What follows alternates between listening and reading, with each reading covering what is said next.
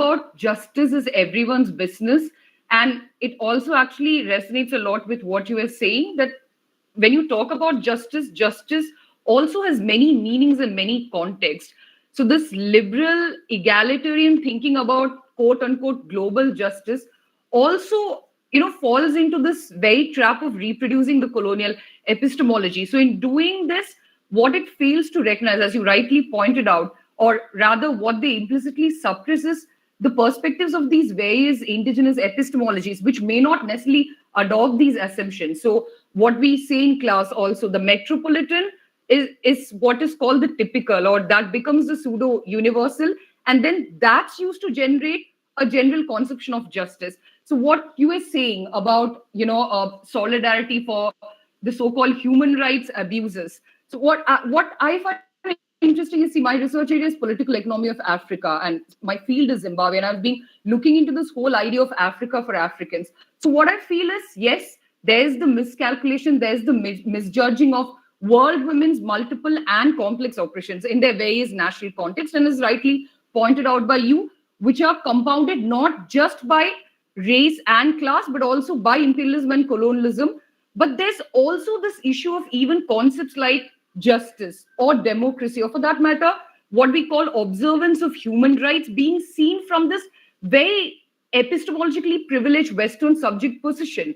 So I feel all of this is very interconnected. Like this unconditional imposition of one side of the binary is also what's inspiring many women to actually reject the false universalism presupposed by white feminism, and inspiring them, I feel, to also move towards an emphasis on world women's complex and intersecting oppressions, like the multiple forms of resistance, or as you rightly pointed out, this necessity for an anti-capitalist decolonization. So I feel, yes, gender is a part of it, but along with it, these concepts of what constitutes justice, or who is rightly observing, human rights, or for that matter, who is rightly taking into account instances of human rights violations, is also something that's seen from a very privileged Western subject position, mostly when we talk about conflicts. I mean, just to add. No.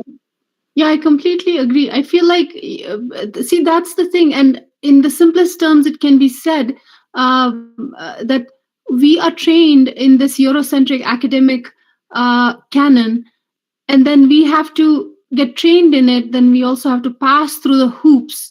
And then societies, it doesn't really fully.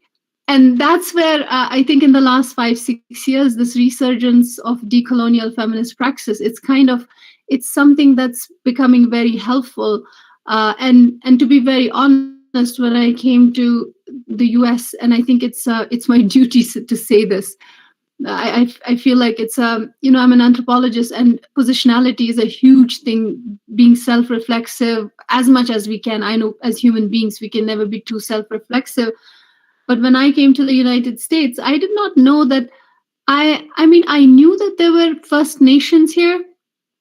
We call them by derogatory names, right? Isn't that how we study the history? We call them by really derogatory names in our history. I don't know if the books have changed.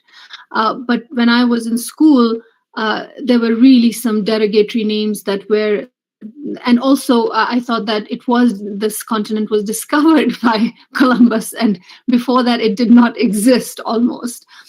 And now I feel like I'm in someone else's nightmare.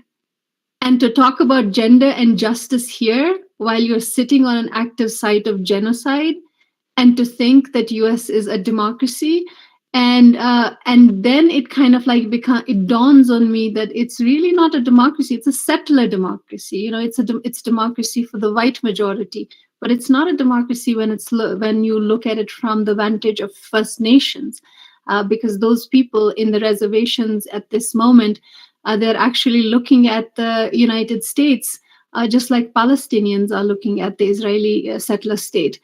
And the only difference is that this is 500 years and that is 72 years.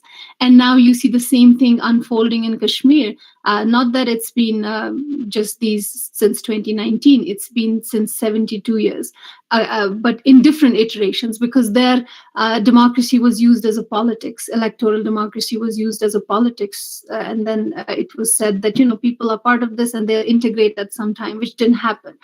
So you kind of see it, and where does feminist praxis come in here? You cannot, and I think that's where feminism really moves away, and it has really moved away. Not it has the focus is women, because it's women who are kind of pushing this agenda.